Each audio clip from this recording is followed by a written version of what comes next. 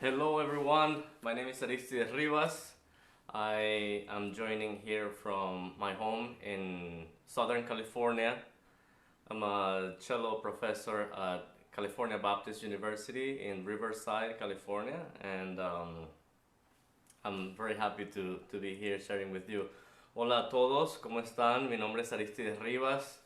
Soy maestro de violonchelo en la Universidad Riverside Baptist, perdón, California Baptist University en la ciudad de Riverside, California.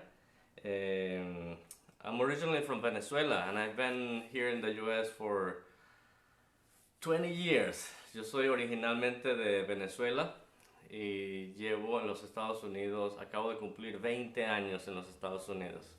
Entonces, bueno, aquí es un placer, un honor estar en este CelloChat compartiendo con ustedes.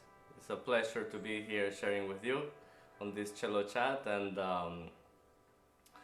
if I see some questions, I'll be answering them, but also I'll be just sharing a little more about what I am doing.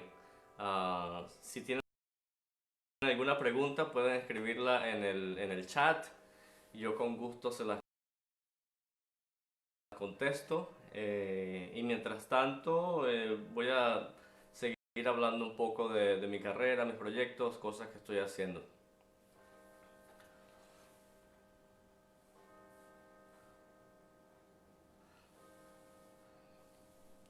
Hi Sarah. Oh, I have a good friend, some good friends from the Boston area. Sarah is here. Ella, of course, I can see your chat. Ella, thank you for joining me. Gracias por conectarse. I am one of the things that I wanted to talk to you today was this new project that kind of was born in the midst of all this pandemic and all what's going on. As many of us, I was feeling very heavy, and this whole situation made me think about, well, kind of my purpose in in life, and as an artist and as a person, and I felt compelled to do something, and I decided that I wanted to teach because that's one of my passions. So I started this masterclass that I have been doing every week, every Thursday, and it's basically free for everybody to join. And I've been having guests every week. For most of them, I have had a guest. I've been doing some of them on my own as well, but it's been fun to just reconnect with old friends, to come together, share our experiences with a lot of eager students that are in need of keep learning, and also stay motivated, it can be very hard these days. Les cuento un poco en español. I'll say a little bit in Spanish too. Una de las cosas que he estado haciendo es un proyecto, algunos de ustedes tal vez ya saben, en el medio de toda esta pandemia y toda esta crisis global que existe, me obligó un poco a reflexionar cuál es mi meta, así como ser humano y como artista. Así que decidí crear una clase magistral que llevo a cabo todos los jueves vía Zoom. Y para cada clase yo invito a algún amigo invitado. La mayoría son personas que ya conozco, amigos de mi carrera. Aunque recientemente he estado aventurando a artistas que no conozco. Hasta ahora ya llevo 10 masterclasses, y bueno, ya por ahora voy a continuar haciéndolo. Para la próxima semana voy a tener como maestro invitado a Johannes Moser. Intenté con él y bueno, él aceptó la invitación. Next week, I'm going to have Johannes Moser as a guest for my class, and I'm really looking forward to hanging out with him. I've been following his career for some time, and I really like not only his playing, but just kind of the energy and the humor also that he brings to music. A ver.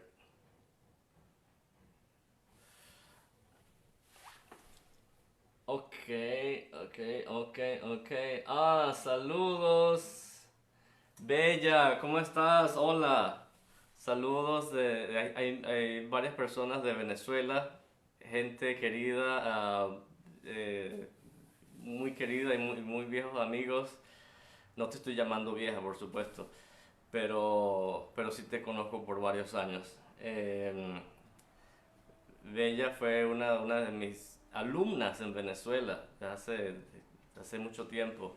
Sonia Bustos, la madre de una de las participantes de la masterclass que he estado haciendo. He conocido muchas personas, he estado desarrollando nuevas amistades, digamos, virtualmente a raíz de esta masterclass y me contenta mucho verlos por aquí. ¿Cómo están? Mauricio, wow, Mauricio Oliveros, gran amigo de la YOA, gran amigo de la YOA, de la Orquesta de las Américas. I've been being joined here by a lot of friends from several of the past in my life, some former students, some kind of current students, all friends from YOA, Orchestra of the Americas. Hi, Lazar.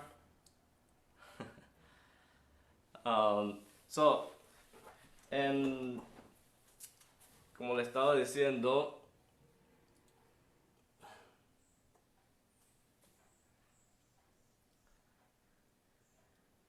hola, Horacio. Horacio Contreras, gran chelista venezolano. No he tenido el placer de conocerlo en persona, pero definitivamente sigo tu carrera. Gracias por tu comentario por aquí en YouTube. Horacio is a good friend of mine, although I haven't met him in person. And he's asking a question here about vibrato. So recently I did a masterclass in my Thursday master classes on vibrato, and I just focused on that and shared with all of the participants about the things that I have gathered so far on vibrato. Una de las cosas que hice recientemente en mi clase magistral fue una sesión sobre el vibrato. Y Horacio me está preguntando que si puedo compartir con ustedes, por supuesto. Una de las cosas ejercicios que yo compartí en esa sesión, lo aprendí de una violinista, una maestra muy querida que ya no está con nosotros. Era la principal segundo violín de la Boston Symphony, esposa de Mark Troschel, otro querido amigo. Y ella me enseñó prácticamente a darle un poco más de sentido y me dio las herramientas para desarrollar mi vibrato. Entonces, esto es de un método de violín. Y una de las cosas que hago es, yo agarro, básicamente el arco siempre va a ser redondas, 4 tiempos, 1, 2, 3, 4, 1, 2, 3, 4. El vibrato lo vamos a medir con ritmos, pero siempre tam, ta tam, ta tam, ta tam. Digamos que una negra con doble, no, una negra más otra corchea con puntillo y semicorchea.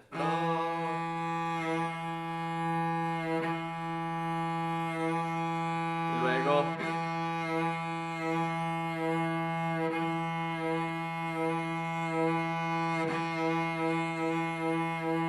corcheas, tresillos,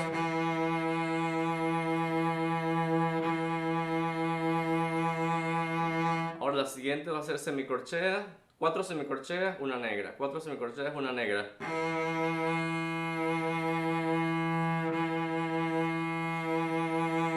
Y ahora semicorcheas corridas.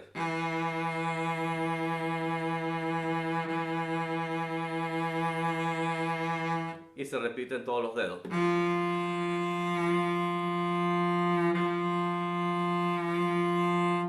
So, for my English-speaking friends, this is one of the things that I do as a warm-up to keep my vibrato going, just as I explained here.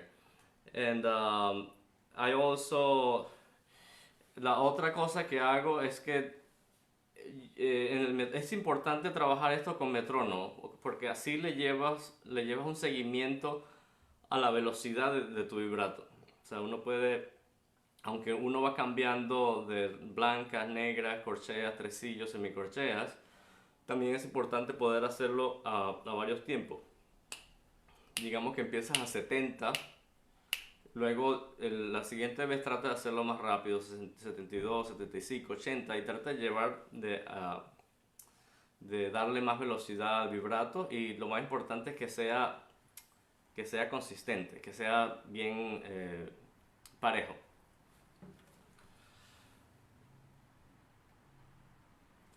Hi Chen.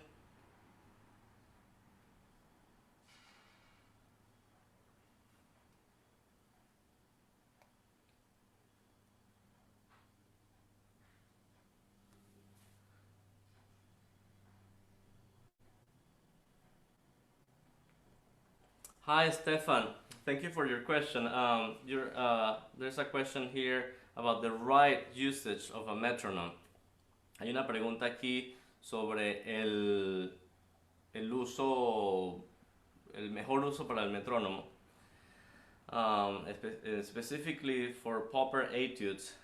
I think that metronome is, for me, it's a friend that you have to learn how to live with. we all have that kind of situations, and it's a good friend. It's good for you, and it takes a little, sometimes even emotional investment on how to learn how to coexist. But to be more specific, on Popper, for example, one of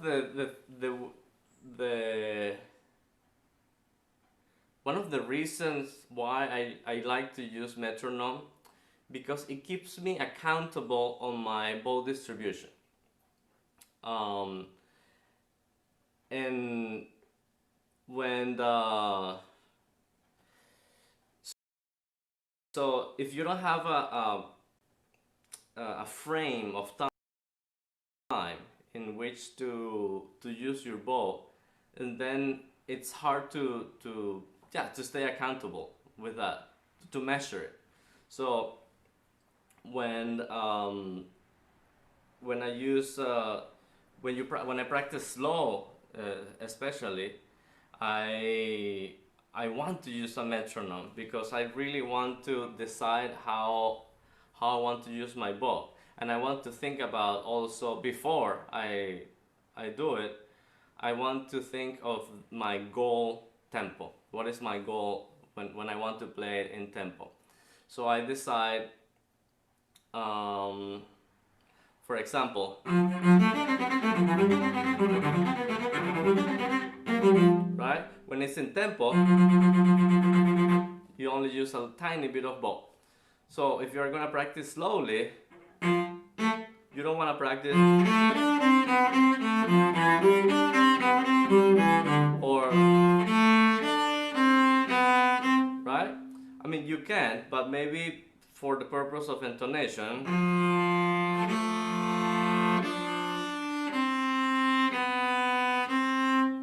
but when you're planning to increase the tempo, it's very important to use the right amount of bow. And the metronome can be a great partner to keep you accountable for that.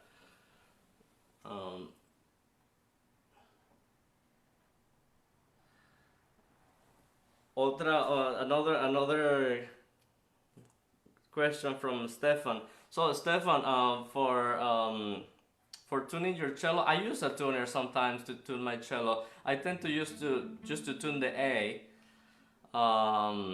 if I really want to be sure, and then from there I use my ears. Just have to. I think tuner is a great tool to have. El afinador es una herramienta muy importante que tener y saberlo usar. But also it is really, I mean, our ultimate goal as musicians, before learning how to move your hands and your fingers, we need to learn how to listen. So we want to really train your ears, because our ears are going to give us the direction. It's going to be our guide on vibrato, on intonation, on tone quality. So it all starts in tuning, of course, is part of that training. So yes, you can use a tuner as a reference, maybe to tune an A, but I think it's important to train your ears on how to listen to those fifths, and to listen to the little differences, and you can check with the tuner and see how off you are. But I think it's important to continue challenging your ears, to listen better. Es importante para mí, repito en español, el afinador es muy importante, pero más importante aún es entrenar el oído. Porque si no escuchamos, no podemos mejorar. El oído es nuestra guía principal. Así que, por ejemplo, podemos usar el afinador si es necesario para afinar el La, pero ya yo generalmente uso mis oídos para afinar las otras cuerdas. Es importante, y si se puede, digamos, usar como referencia, okay, qué tan desafinado estoy, o qué tan afinado, qué tan cerca estoy. Pero es importante siempre seguir el entrenamiento del oído para escuchar con más detalle, como si fuera ir cerrando el lente, más microscópico. Así que si uno depende mucho del afinador, entonces uno para de escuchar. If you use too much the tuner, then you stop listening, and that's not a good thing. It's like using the GPS, when you're driving. If you use the GPS too much, you just follow the GPS, but you just stop looking around, you stop looking where you are, you don't care what time, you don't even know where you are. I mean, I'm speaking for myself.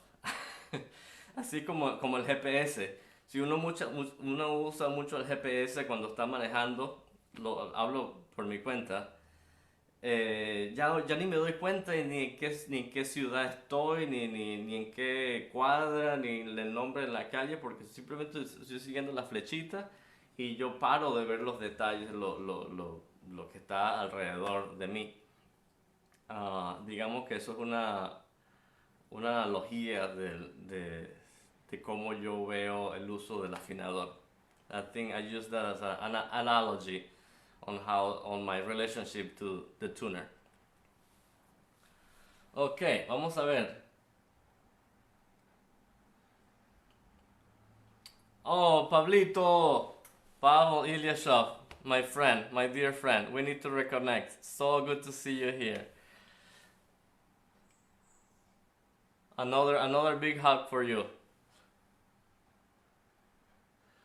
Juan Duarte, una pregunta para Juan, dice que hay que estudiar escalas cerca del puente. So Juan, las escalas, mira, yo veo el uso de las escalas como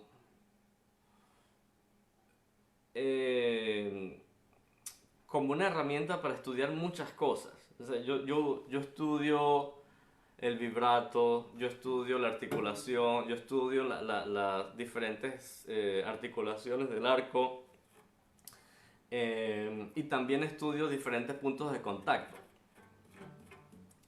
Estudio las escalas pianissimo, mesoforte, forte, fortissimo, todo el arco, corto arco, muy lento o muy rápido o todo en el medio. Pero en realidad, o sea, la respuesta es sí. Se puede estudiar, por supuesto, se puede estudiar las escalas cerca del puente si estás interesado en desarrollar ese sonido cerca del puente, que es muy difícil de desarrollar, de controlar el peso, la velocidad de la mano derecha. Pero no te recomiendo limitarte a solamente estudiar las escalas cerca del puente, ya que puedes hacer mucho más que eso. O sea, sí, úsalo, pero también es importante tener un buen sonido cerca de la tastiera.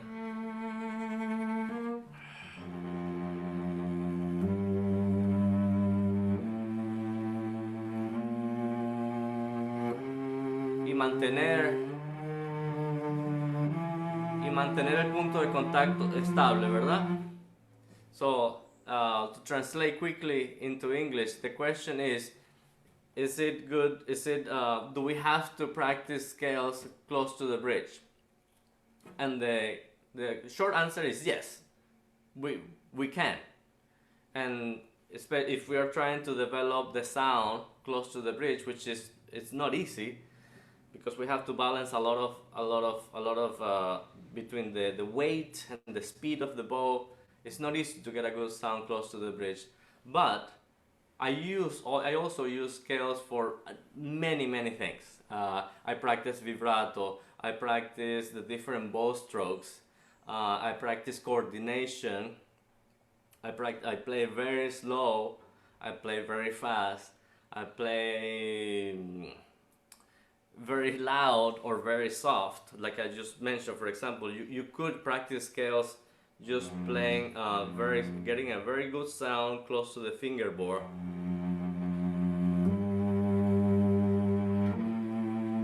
The important thing is to commit to a contact point that you are trying to develop.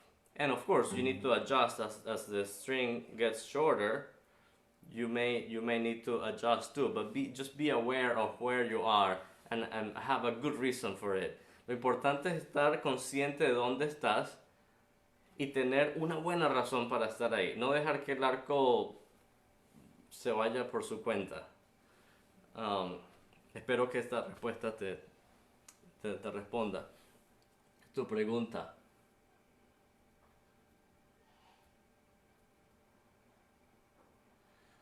Hola Jacqueline.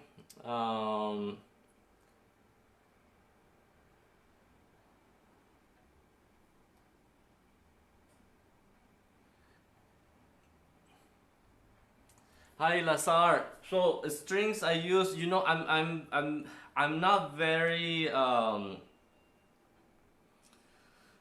experimental with strings. I've been using the same strings for over 10 years, and those were the strings that came with the cello, and I didn't even care to change them. I mean, I replaced them, but I didn't change the kind. So I used Larsen Soloist Strong A, I use D and G dominant and C Thomastic-inspired chord.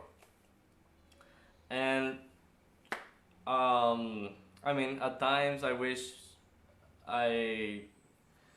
maybe sometimes my cello is a little dark, so maybe I'll experiment a little at some point with the strings, but they're not cheap either, so I feel like my cello always sounds better with new strings, so that's for sure. So it may be that most of the time I play with overused strings, and that's why I'm not entirely happy.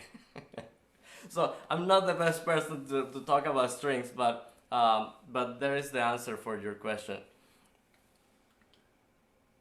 Buenas tardes. Una pregunta de Karen. Si nos podría dar algunos consejos para mejorar el spiccato, más que todo mantener la misma cantidad en todas las cuerdas. Hola Karen. Sí, el spiccato. So the question is how to improve, how to practice spiccato. Y el spiccato yo me enfoco en dos formas. Una forma es empezando desde la cuerda. Entonces sabes que el arco, muchas personas se enfocan en hacer saltar el arco, tratar de que el arco salte. Pero en realidad, si tú pones el arco sobre la cuerda, presión, lo importante es tratar tal vez de no presionar mucho aquí con los dedos. Tratar de relajar, sobre todo de que el arco tenga la facilidad de saltar, y eso quiere decir no sobrepresionar estos dedos, porque si no, entonces no salta. Pero si te enfocas en la parte de estos dos dedos para agarrar el arco,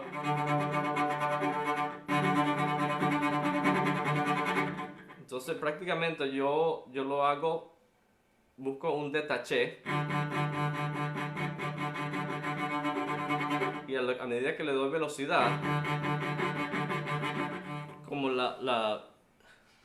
movimiento de la muñeca no es para los lados, sino es que es diagonal.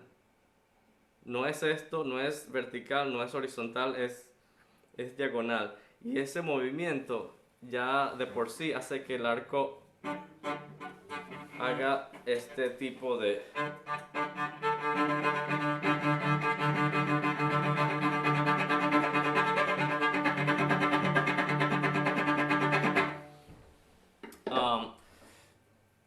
Entonces, entre la combinación del ángulo del movimiento de la muñeca y manteniendo firmeza en el medio de los dedos, pero cierta flexibilidad en estos dedos extremos para que el arco tenga la libertad de saltar.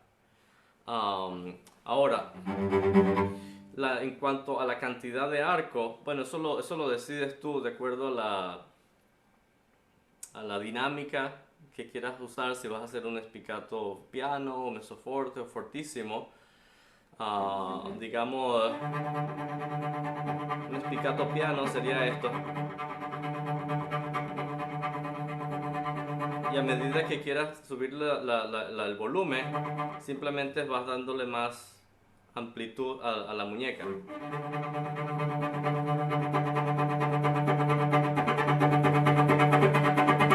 Y tal vez hasta puedas incluir un poco del antebrazo también.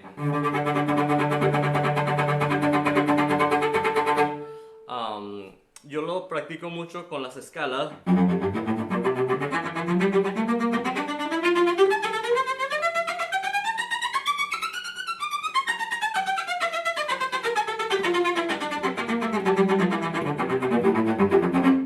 Lo hago con combinaciones de ritmo. Yo hice, por ejemplo, ta, ta, ta, ta. Y ahora puedo hacer la inversión, que sería...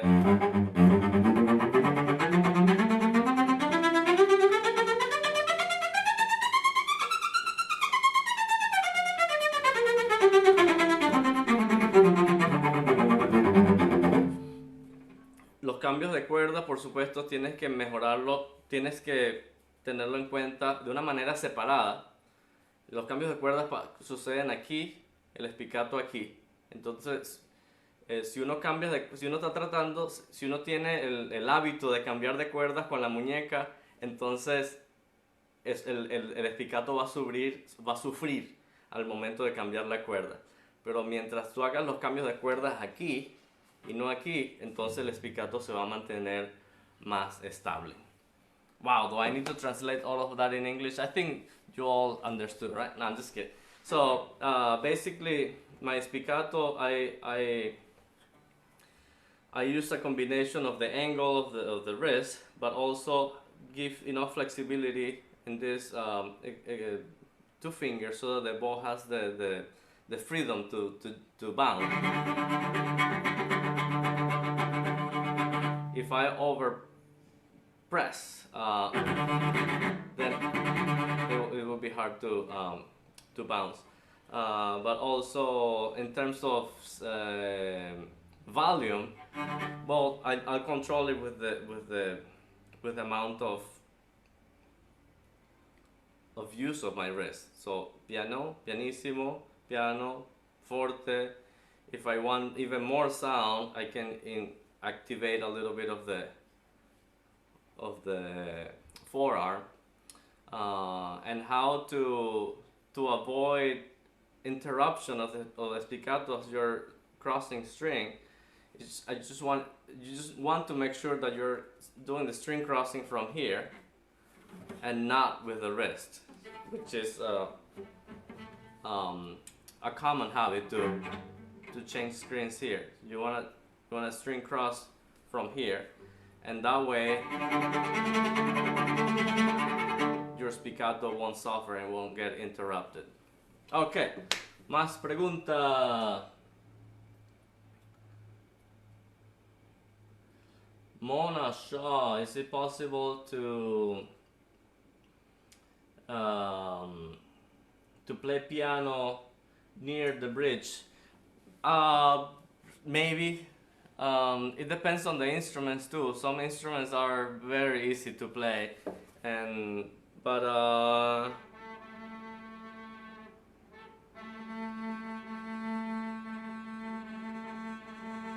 I think it's possible. It gives you a very specific color and quality of sound, but yeah, it is possible. I normally don't go for that combination, but it is possible, and it may give you a very unique sound, and I might try it myself soon. Actually, recently on Bach Suite Number 3, the second bourrée.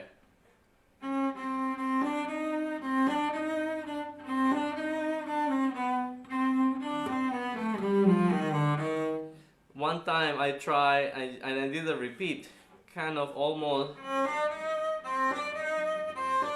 like slightly sul ponticello.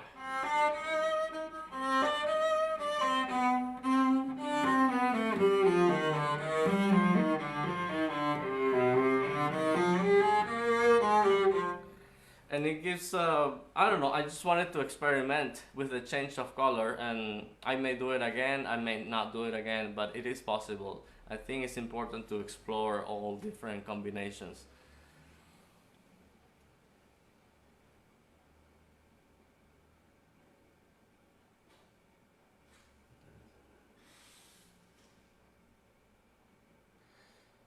Mona, another question from Mona. When you articulate the left hand, do you pull or just lift? I tend to pull. When I put a finger down, well, I use the fall of the finger to to help ignite that next note. It helps it ring more immediately. But when I lift, I tend to pull, because it replaces that. I don't. It makes the string ring more immediately for the next note, whether it is open or another finger.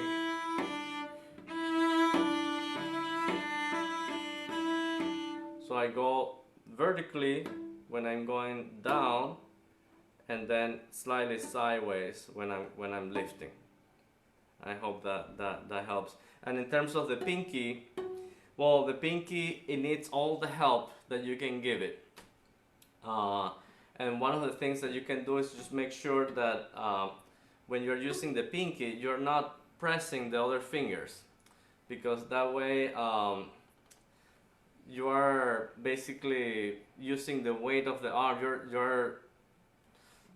You're losing focus. So you want to put as much weight of the arm concentrated on the pinky, so that it has enough focus, both for intonation and also for everything, the quality of your vibrato. If you don't have enough weight on that, then it's hard to make the vibrato come out clearly. So relax, take the weight off the other fingers, and put in a way, if necessary, adjust slightly the angle of your arm so that you lean on the fourth finger and you can give it as much weight as possible. La pregunta en español era cómo usar bueno, primero, cuando uno baja los dedos, yo generalmente los dejo caer, ¿verdad? Y eso me ayuda a que la nota vibre rápidamente. Pero al momento de levantar los dedos, yo simplemente no los levanto, sino que yo trato de jalar la cuerda a un lado, y eso me ayuda creando una especie de pizzicato de mano izquierda, y eso de la misma manera me ayuda a que la cuerda vibre para esta nota, ¿verdad? Y la claridad del sonido mejora mucho con eso. Y con el dedo pulgar, no, perdón, con el dedo pulgar, con el cuarto dedo, con el dedo meñique, yo trato de darle todo el peso que pueda del brazo. Si es necesario ajustar el ángulo del brazo aquí, y tratar de no presionar los otros dedos cuando estés usando el cuarto dedo, de modo que todo el peso del brazo esté en el cuarto dedo. La afinación va a mejorar, va a ser más enfocada, incluso el vibrato va a salir mucho más claro porque tienes más peso en ese dedo. Entonces espero que eso les mejore.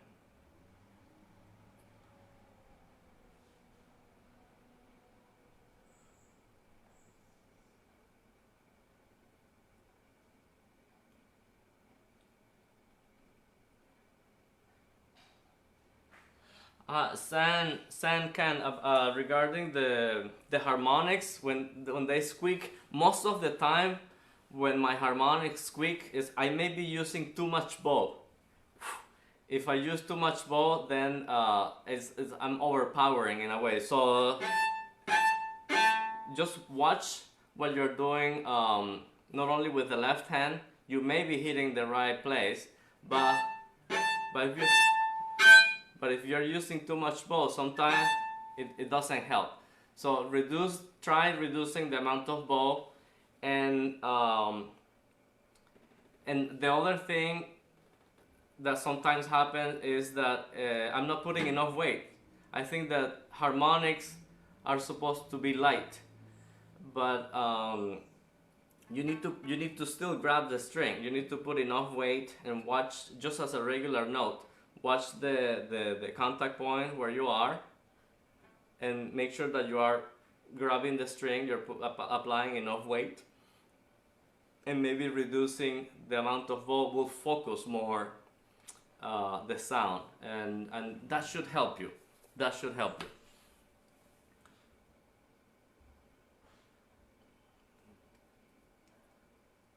Ok, un abrazo, Aristides.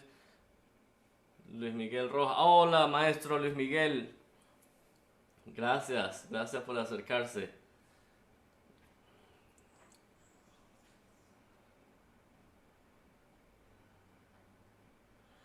Misaki Saito. ¿Cómo puedo mejorar la velocidad de la mano del arco? No logro ir más rápido. Muchas gracias. La velocidad de la mano del arco, bueno, la velocidad como esto o la rapidez de si me puedes clarificar si es velocidad de rapidez de usar todo el arco o rapidez de tocar notas rápidas cortas.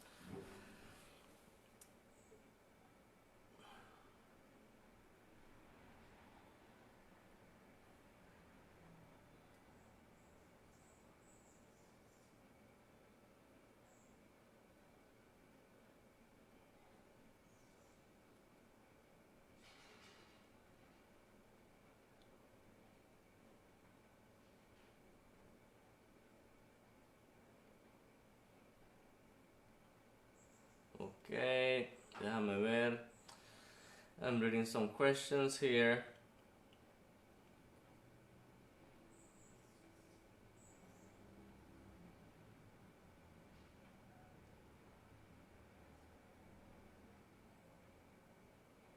Oh, thank you, John. I'm glad that makes sense.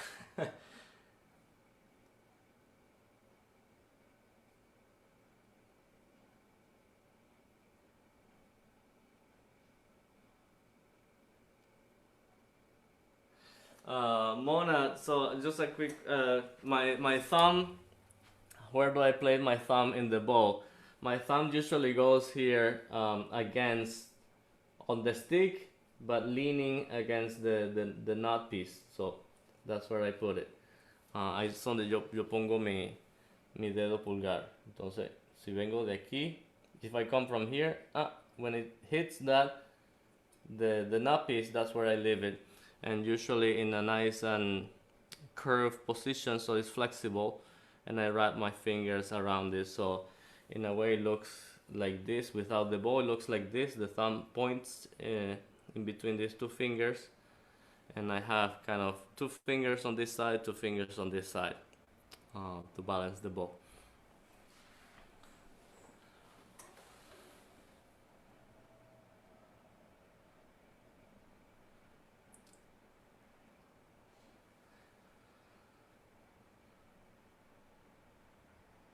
Hola Carlos, oye, felicitaciones por empezar esta nueva aventura con el cello. Bienvenido al club. A la edad de 78 años, ¿en qué enfoco más? Yo creo que, bueno, no solo a esa edad, en todas las edades, es importante enfocarse en pasarla bien, creo yo, porque yo creo que hay que buscar la manera de enamorarse del proceso de estudio. No solamente de la meta. Solo voy a ser feliz cuando me aprenda la pieza. Yo creo que esa filosofía te limita mucho. Yo aconsejo divertirse y conseguir el placer en el día a día, ya sea las metas corticas y sentirse nada de la suerte de que tenemos de poder hacer música, de hacer un instrumento, de tocar un instrumento, de la magia de ese sonido. Y si pones otra nota, otro dedo, cambia la nota, y otra, y otra. Y hay que enamorarse de la música, hay que enamorarse del proceso, y eso va con todos y con todas las edades. y, y evitar caer en ese ciclo mental de que solamente me voy a divertir cuando me aprenda la pieza. No, hay que divertirse con cada nota, con cada proceso. Si tú te aprendes un compás, diviértete con ese compás que te aprendiste hoy. Digamos que esa es mi filosofía en general de estudio, enamorarse del estudio. I just wanted to quickly translate this into English to everyone. What my philosophy, what keeps me happy, or what I try to practice, and what I try to teach, is to fall in love with the process of practicing, to fall in love with the process of learning, rather than wait until I play Dvorak concerto from memory and then I'm going to be happy. No, I think that's painful. I think that's not the right way to go. At least not for me. I try to find joy in doing the daily things and fall in love with that process of learning. Oh, I memorized 2 measures today. Yay! Today I'm just gonna focus on my vibrato, and just be happy with that. To have the opportunity to just focus on that one thing in one day. Sorry, my neighbor's dogs are having a rough time. Okay. Perdón, los perros de mi vecino estaban... Hay un drama por allá afuera. So, okay.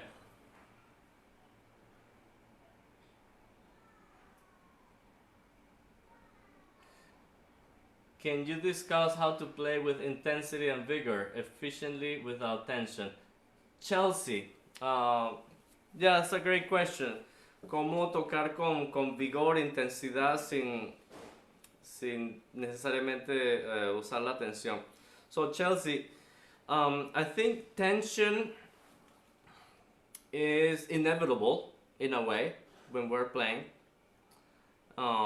Because that's how we apply weight and that's how we press the strings, and what we want to avoid is unnecessary tension, the stuff that we are doing beyond what is required to produce a good big open sound. So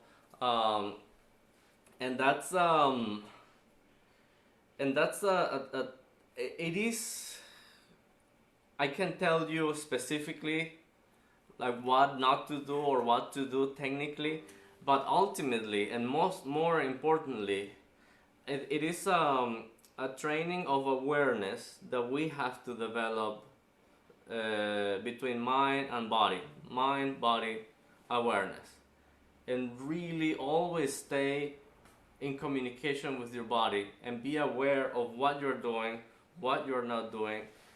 Because tension, or let me correct myself, unnecessary tension, it can hide anywhere, any place. And it depends on everybody. So like I hold tension in my lower back, for example. This is where I hold the most tension. And sometimes it to the point that it hurts. So, and so I need to learn how to play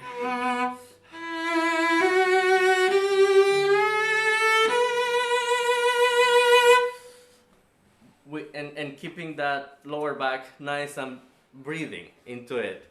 And I recommend you doing this. Find out where in your body do you usually hold tension. Is it in your jaw? Is it in your thighs, your shoulders? And or your feet, anywhere, right? And try to practice, do a passage do a scale, do whatever it is that you're doing with that purpose in mind, to keep an eye on that spot. And it is a training that it doesn't have a sound, it doesn't have a notes to memorize. It is a side training that we all have to do on how to stay attuned with our bodies and possibly avoid injuries. So I hope that that helps. Lo que estaba hablando es cómo, la pregunta era cómo evitar tensión. Y yo creo que aparte de cuestiones técnicas más específicas, yo creo que el entrenamiento de nosotros como músicos debe involucrar esa conexión entre mente y cuerpo. Siempre estar atento a cómo tu cuerpo se está sintiendo, especialmente hablando de tensión. Cada quien es diferente. Yo, por mi cuenta, tiendo a guardar, a acumular tensión aquí en la parte de abajo de mi espalda. Pero otras personas pueden ser en los hombros, en la mandíbula, hasta en la lengua. Y eso es una práctica que se tiene que hacer individualmente. Cada quien tiene que descubrir su propia tendencia y practicar, dedicarle suficiente tiempo, ya sea tocando un pasaje, ya sea tocando escalas, con el solo propósito de desmantelar la tensión. Ahora, cuando hablo de tensión, es de tensión innecesaria, porque para tocar necesitamos tensión, para sentarnos necesitamos tensión. Si no hay tensión, yo me caigo aquí inmediatamente, ¿verdad? Necesitamos tensión para estar en cierta posición, para tener el instrumento. Lo que queremos evitar, y tenemos que decidir cuál es la tensión innecesaria, tensión que no nos da ningún beneficio. So, what was, I forget, San. No, I forget who asked about the tension, but that's my answer. And yes, I go through the passages, and just for the folk, even if you're missing notes or it's not perfect, make it a run or include practicing with the purpose of decreasing the unnecessary tension.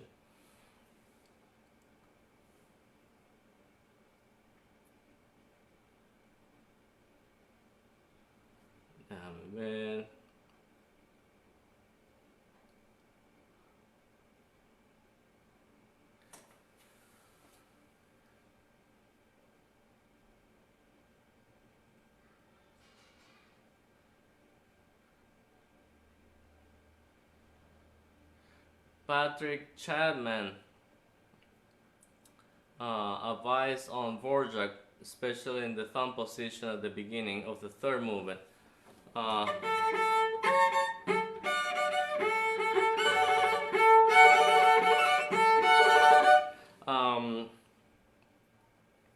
I think the way I try to, so that's a great question, Patrick. The way I try to treat a challenge is by trying to find the source, like where is it coming from? And for example,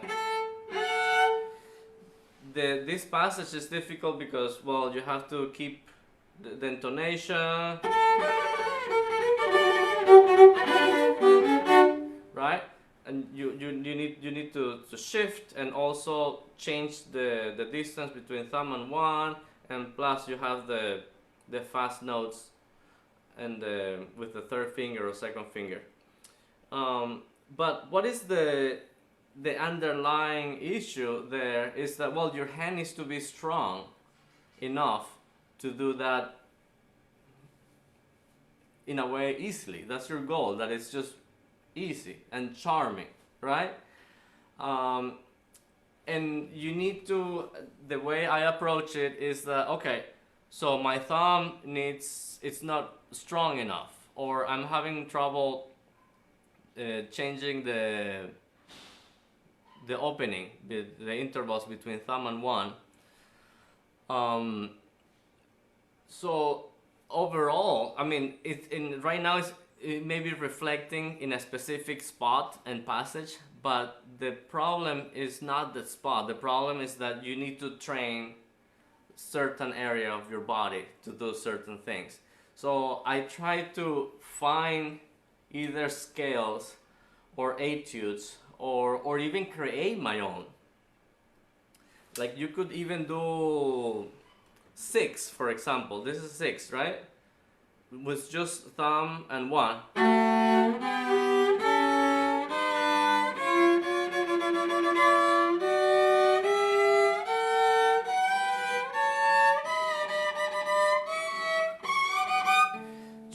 Just to train your thumb to change that distance. And this is something that I just created myself. Like, you have to find the real problem, and then from there you expand the solution and do an array of things to train yourself to strengthen that specific area. And I hope that helps.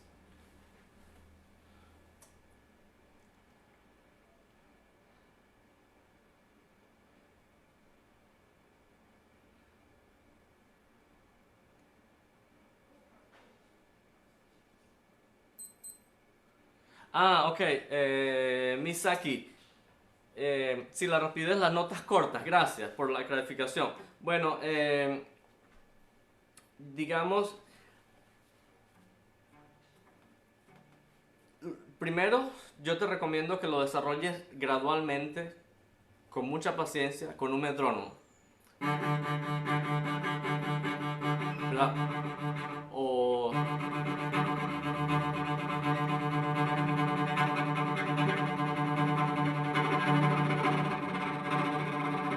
ya sea cambiando los ritmos o gradualmente semicorcheas, en fin, como tú quieras.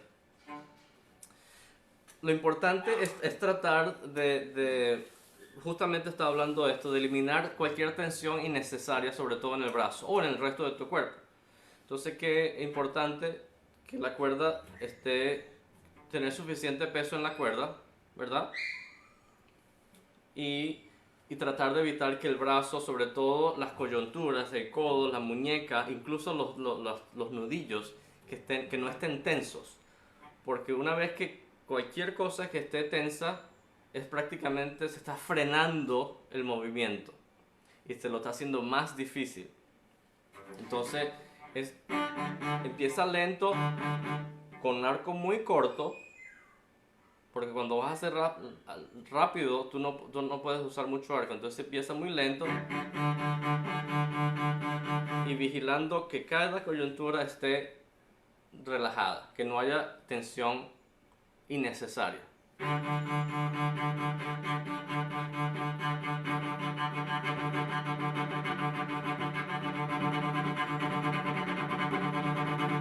Y tratar de no aumentar la velocidad.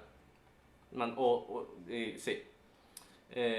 Y puedes intentarlo con más diferentes cantidades de arco y ver expandir.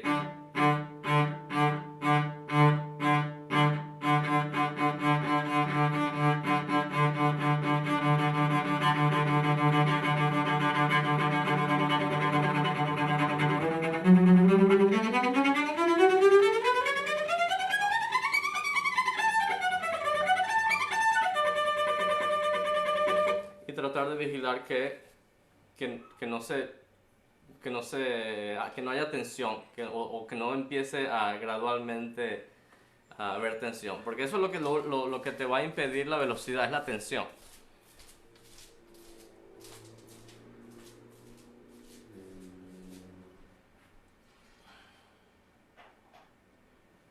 Muchos saludos, Rosa.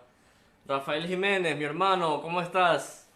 ¿Qué recomiendas cuando hay muy poco tiempo en la semana para estudiar? ¿Qué empleas cuando pasa esto? Oh, es una pregunta muy importante.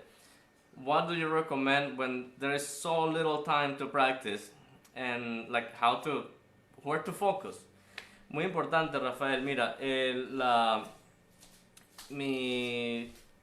yo digamos que para mí lo básico, lo más necesario para que yo trato de no abandonar es mi secuencia mi rutina de calentamiento. Y eso requiere cuerdas al aire. Y yo no hago lo mismo todos los días. Puede ser, primero hago el...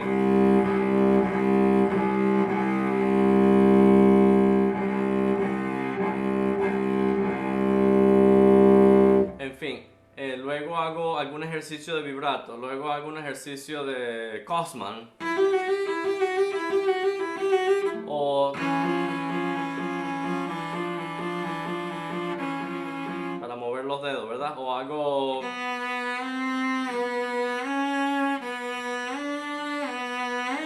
ejercicios de cambio para entrenar los músculos más grandes. Hago una escala con arpegio.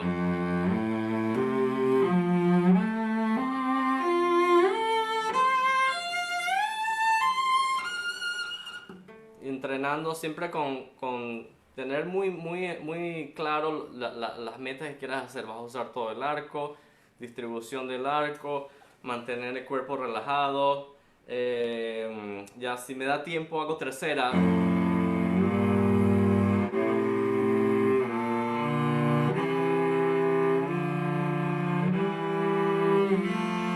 Para mí las favoritas son las terceras. Yo casi no hago sextas ni octavas, pero cuando me acuerdo, me animo, las hago. No sé, cuestión de gustos. Y yo si puedo hacer eso, si tengo 20 minutos y puedo hacer mis escalas, puedo hacer mi calentamiento, ya estoy satisfecho, digamos, por el día. Así no me dé tiempo de llegarle a la música.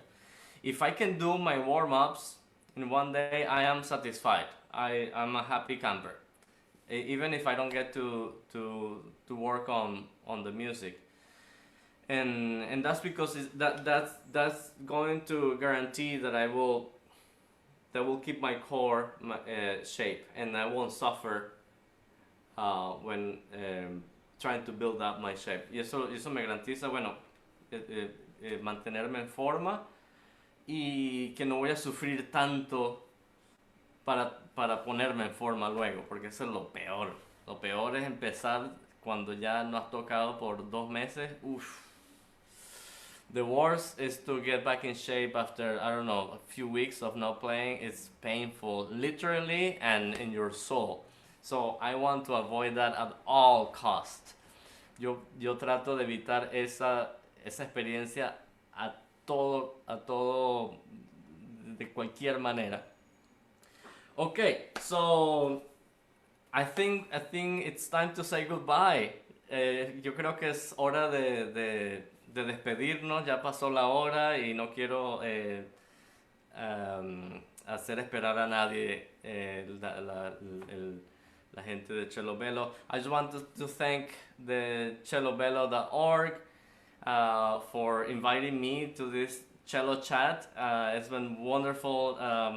Of course, I'm a follower of the whole organization and the chat, a big fan, and I'm just so honored and happy to be here and just join the family in a way.